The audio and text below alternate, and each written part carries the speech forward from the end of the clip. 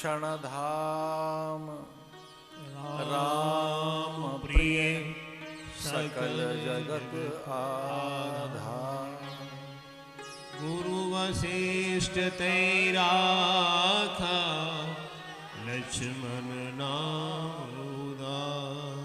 बहुत देर तक सुमित्रा अपने बालक को लिए बैठी रही, ध्यान नहीं गया गुरुदेव का उस पर।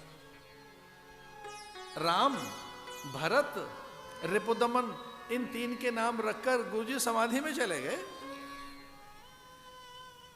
दशरथ और कौशल्य आदि, सुमित्रा, कैकेयी और सब बड़े चकित हैं कि भाई ये चौथे पे ध्यान नहीं जा रहा है, इसका नाम कब रखेंगे। गौरांग, चौथा कौन है? गुरुजी समाधि में ढूंढ रहे है कौन। गुरुजी को याद आए तो हर समय रहता है नारायण के संग, हर श्वास प्रश्वास का साक्षी है। तो ये जो चौथा है ना, ये कौन है? शेषनाग है। हजार हजार फणों पर इसी के शीश पर धरा टिकी हुई, ये वही तो है जो क्षीर सागर में रहता है। अरे ये वही तो है जिसकी शैया पर नारायण शयन करते हैं, शेषशाही जगन्निवास श्रीनिवास भगवान नारायण। अरे ये वही तो है जिसकी शैया पर स्वयं लक्ष्मी जी बैठी हैं।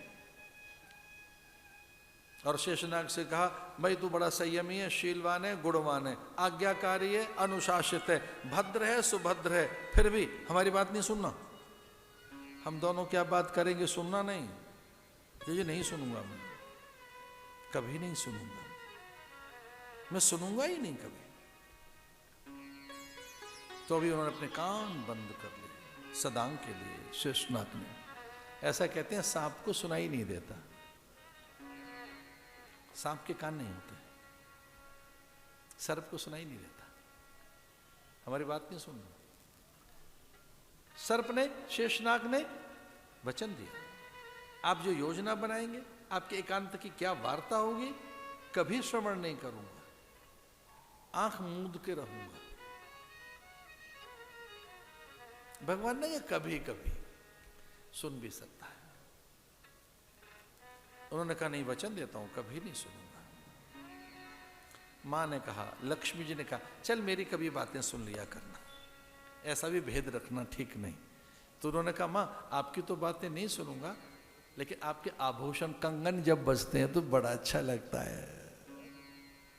कंकण किंकिन नूपुर धुन सुने, लखन सन राम हृदय गुण। सीता जी के कंकन जब बज रहे थे तो लक्ष्मण को याद आया था, ये कोई और नहीं, सीता जी नहीं, लक्ष्मी जी आ रही। अरे कई बार तो ये पता लग जाता था, छोटी बहू आई कि बड़ी बहू आई, कि माता जी आई है कि अम्मा आई है, बड़ी दादी आई है। उनके आगमन से, चलने से, उनकी आहट से ही पता लग जाता था। एक अलग प्रकार की ध्वनि, ये तब का आनंद है जब कुटुंब में रहते थे।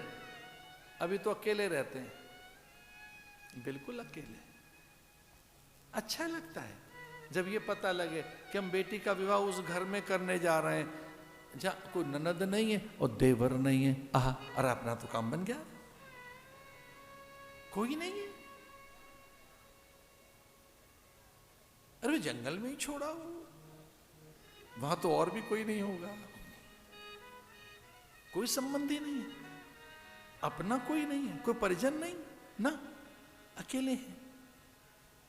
और क्या उस समय आनंद, परमानंद हो जाता है कि बेटा अकेला है और माता पिता अलग रहते हैं, बेटा बिल्कुल अलग रहता है। अरे फिर तो क्या चैन की बंसी। अच्छा, फिर हमारी पुत्री बिल्कुल अकेली रहेगी। कहां पहुंच गए हम कुटुंबियों से बच रहे हैं, अपनों से। हमारी मित्र मंडली में दूसरे लोग, परिजन कहां हैं, पुरजन कहां गए, मित्र कहां गए। अब तो पता नहीं, दूर की बातें हैं। परिजन, पुरजन, बंधु बांधव, इष्ट मित्र, इनको पता है अंग्रेजी में क्या कहते हैं? Family and friends. वो है नहीं, फ्रेंड्स। इतना सभ्य शिष्ट संस्कार, इतना मनोहारी संस्कार, इतना कल्याणकारी संस्कार, उसमें सब दूर हैं। जयमाला के समय एक नाटकीयता, एक अभिनय, एक कृत्रिम, एक परिवेश जिसमें कहीं कोई चीज नहीं है। मति कहां मारी गई हमारी, हम पहुंच कहां गए? विवाह से पहले की कोई संस्कार, प्री वेडिंग अति है मति की, दुर्मति। कहां पहुंच गए हम?